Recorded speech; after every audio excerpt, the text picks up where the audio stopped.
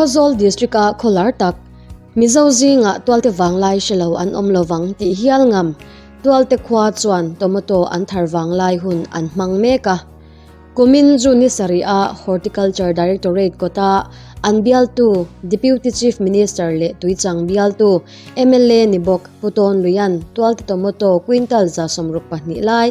silchar lama shaltur availia matang phei kha chuan twalte tomato hian mizoram pum boruak a alhne hathat ta hle mai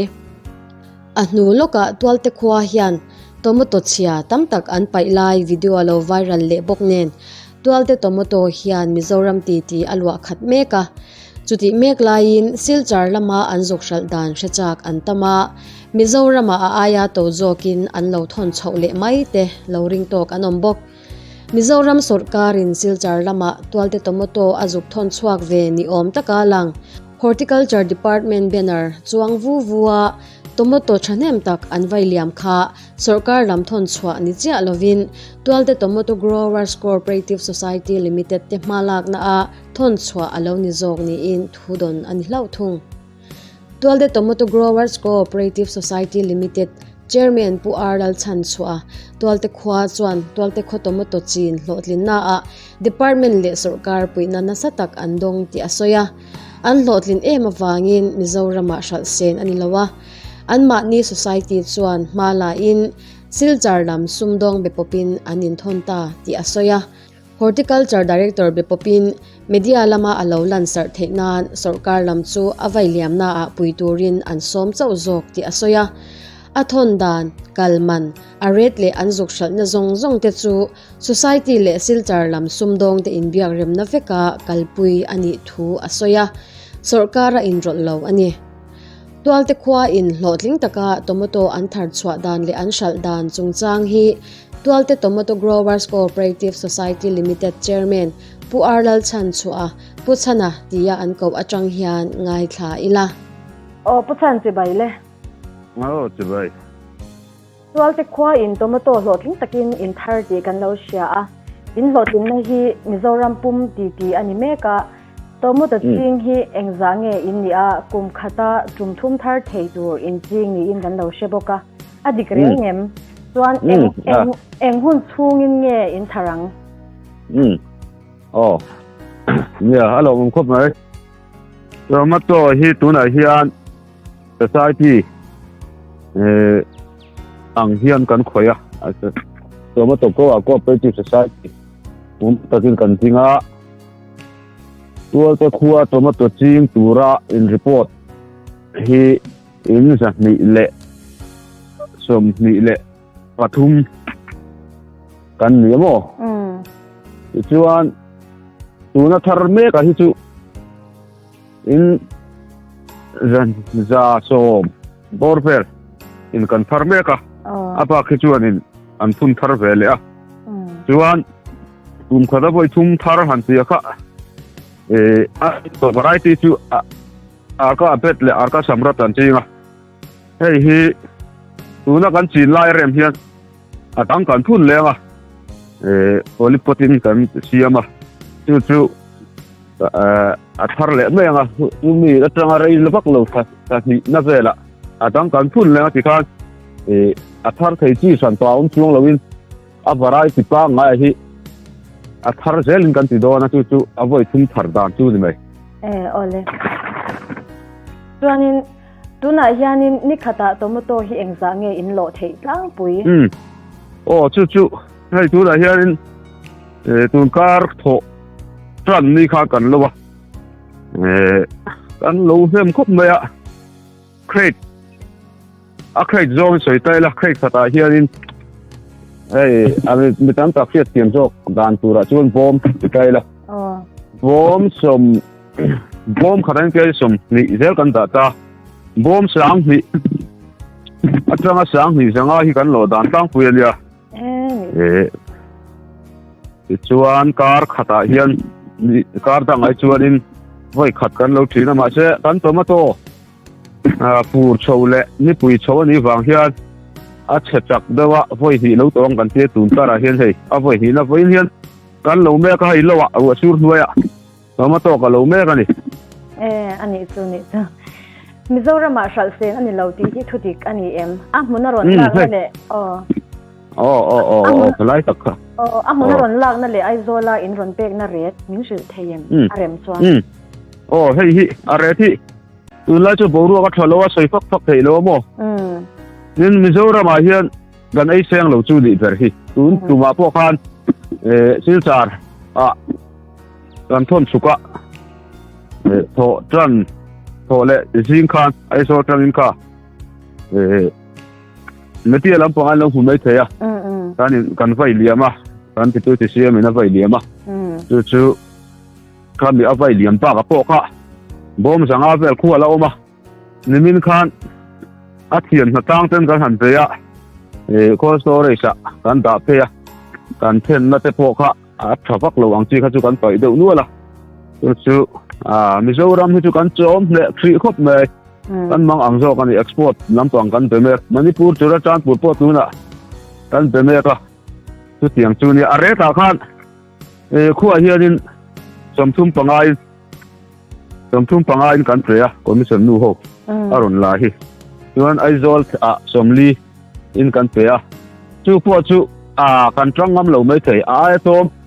somli aizola po hian somthum panga tak le po kan ngai kan ring deuh hial ani ani chu tiang chu ani ni kan lo sha media khanin June ministry sang hi som hi pahni komin mo kami tu ka deputy chief minister puton rian twal te tomoto quintal za somruk pahni lai silchar shal tur avai liam ha kan lo sha ni chu engwanga silchar lama shalta nge inni silchar lama shal tura in thon kha nangma ni society malak na liao ani nge sarkar malak na inrol ve thalai kha kan soi du lok wakhata oma kan tomato tamzia kan han kan manga anga ta chuan soi kual du tur oma kan soi kual du lok anga atira chuan karmasa aizol kanon chuka hortifera ta chuan kan order ni sa ba kha bom zariat ve kha sarket house sarkar ina min pek ti me tualta bazar kan ti me ta khan kan da ani chu kan pai chena sal tu ka sal na tu gar che lo khan kan thang a chia kha lo zela da rai chu tomato chu kan se ka tir thare te mi lo wa chuan na ka re chu ti dan ta pila kan tia hei bazar nu LC ti la vai ba kon na khona oma chu anin Amazon hi beteng san te amang an thak main tomato tam sia Mizoram kan ai seng lo ani pera ka lo biak sak don pe mi ti chu tiang kong om ta chu me lo biak sak ta che kan tia chuan lo beta ni chuan anin pe fuang rang hiawa chu ti chuan ton tuk chinang kan tia kar ni lo kar na sa in rin ni khan voi khatna kan kal tiramo chu Sunday anon teng ta aizola kan ko mata chuan kumi asen tilen tila rangvamual akuan kalin transit ta tilong siltar kaltur motor ne kan ko motor ron chuka ka chuan a teng tha chu kan malak tran dan chu ania bazar nu ina mi mang an pui na ithon chuang hiang aron ti lai te chu kan malak dan chu ani me chuan ngoi renga export lamte ni vedo phang kha ngoi renga kal kha fu lo in kan sia ai zo la tang ka ho chho don sin kara aron suk thenga ni sari ni ta khan ya ta khan kan dial tu ml puton luya sei to pa ma min lak pui tu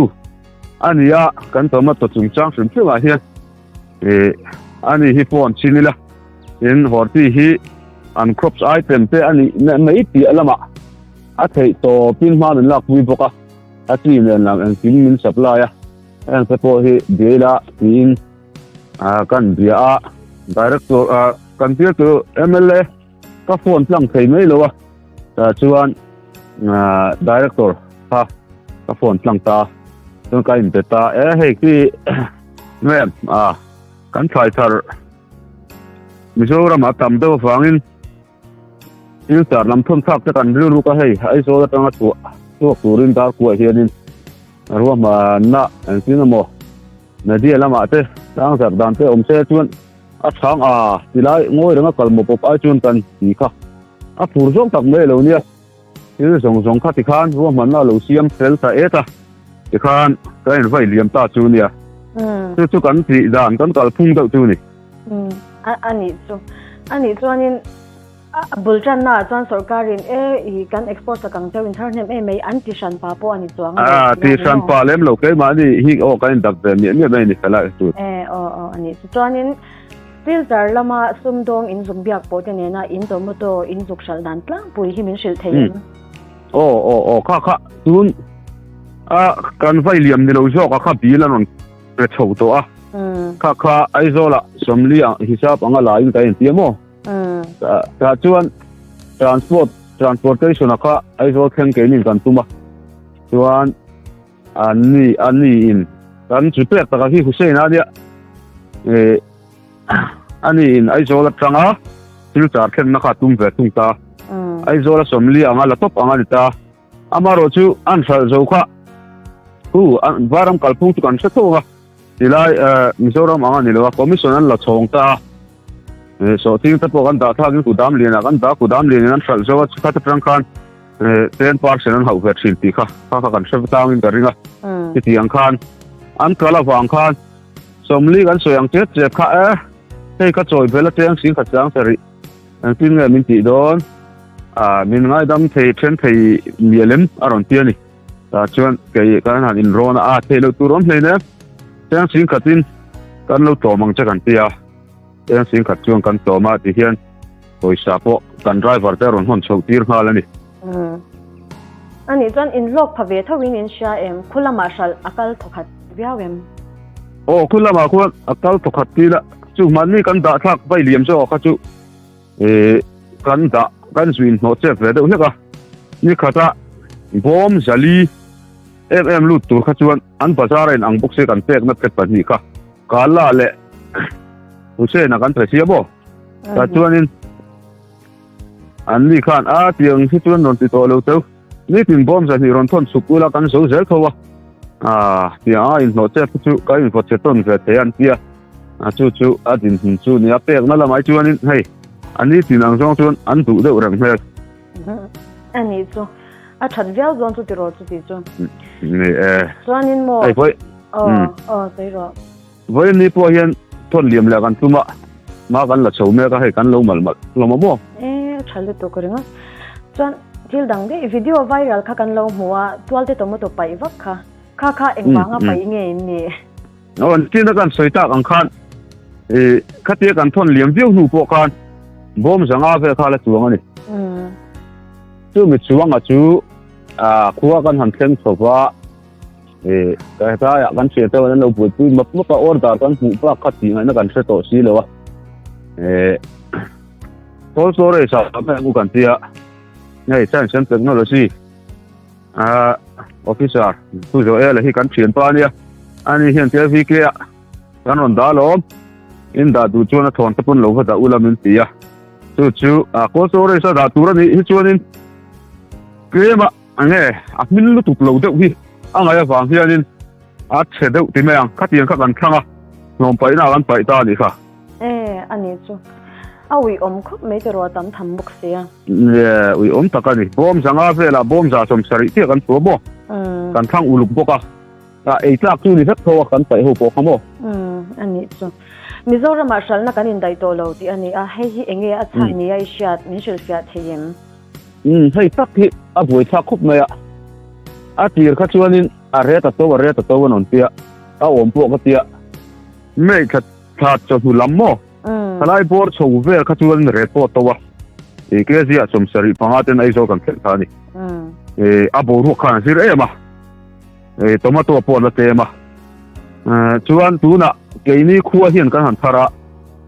a hu pui an dei chowa ni khata bom sa ni te kan lo kha chuan ai zo ko pui data kan han lak ti be ang kan han lak dila ni moi lo ni me te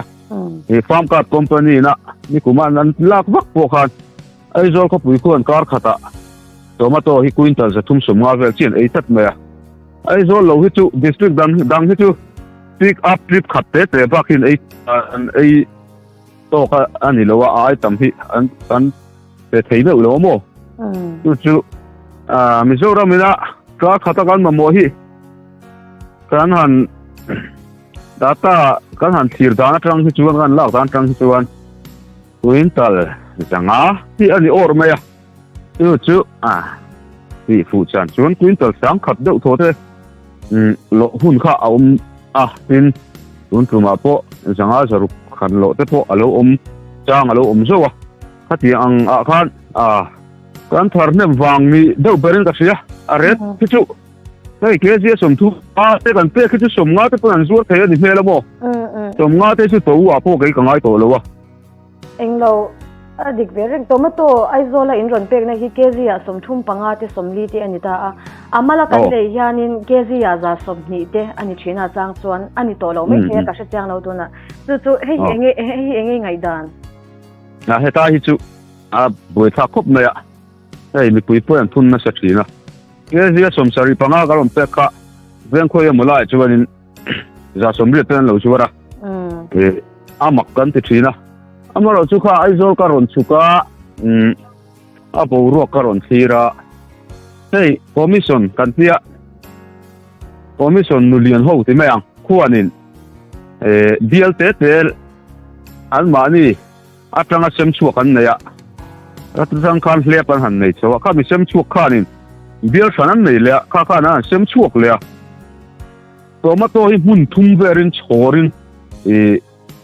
tomato ai zong hin lo ve ni commission a hian mo chu a re thi ta kan pe na tlom view po ni se tlom lu tu thei hi lo ni kat lo me a khoyan tam wang hian bil nget nei an nia a ba te nen pelop pa kar to ba te an sem le a khat yang khila ni wang khanin enge mi biang het nei fat chu sak ta til har lu tu kan ta ni chu wang chuan tomato red po hi a to deuh nin ka hre deuh ber ani thei ve tho te ro chu tiang chuan chuan sarkar toyom na le horticultural department poina na satakin indong ti kan lo sia chumi chang chu min shil fia theim hetlai hi sei pon mum ka ti zong tak me nia horticultural department hi tira tanga top theng ti la han sei sual lo tu ra kanga ya ti in atir kan malak tran kuma hi sang hi som pa ko kuma nia ta hianin obir wal ti mayang tu na obi te hi ko zo la vakalin DHO te fa bi na chi te min lo pek chu thei tu kan an tong a khan thalai rolin hei to pe chu ko kan han tia zong kan han pe ya horti na chi min han supply ha la Bengalore mi min ta saka chu at hon vakin min pe ya kan han ching chho kha ti lai bel chuan mi som bora mo le khang kan phara kan lo ting ta phian sia chuan sang ni som nia khan kan ti chho le sarkar ma hriat na ta kan ni ei phata kin tin karam kha ka the ta ni pakwai kan ne ya chu mi tum po chuan kan thar tha ke zia za so ma sal te kan ne chuan horticulture department hian akha to ke min vil ranga kan tomato te enge anat na enge khoi lai nge che thei lai piang te in anong kal man te lo pon put te ram huna hi kan ron thina dia chawin tu na khola ani hian in min sil zela an ma ni wanga thar thei po hi kan nia kan lom khop me horti di ka hian tin en kol na dam doi ila tomato chu hei urlai en te chuanin dam doi tel lo chuan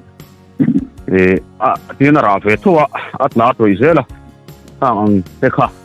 horticulture in him tok mi pui eta na ngab sian ngai chin khamin man tir ta mo ikhan kan manga an thadau khang an thar chu ka an ni hi en ki ma men buai puya lockdown ka sarkarina lockdown na puan rut chawa po khan an na tur ni lo marketing song te po kha vegetable supply chain khan min zor sak vaka an chunga hian kan lom khop mai ani so ato bera chuanin tluang de win lo ching zel ula export lampang te po tluang de win lo ti zel ula in sum don na te lo za zel ula ti hi kan du sak na cheu ani a chuanin i hun thatak min pe a kan zona te min sa sak awangin kan lom lu tuk ole ole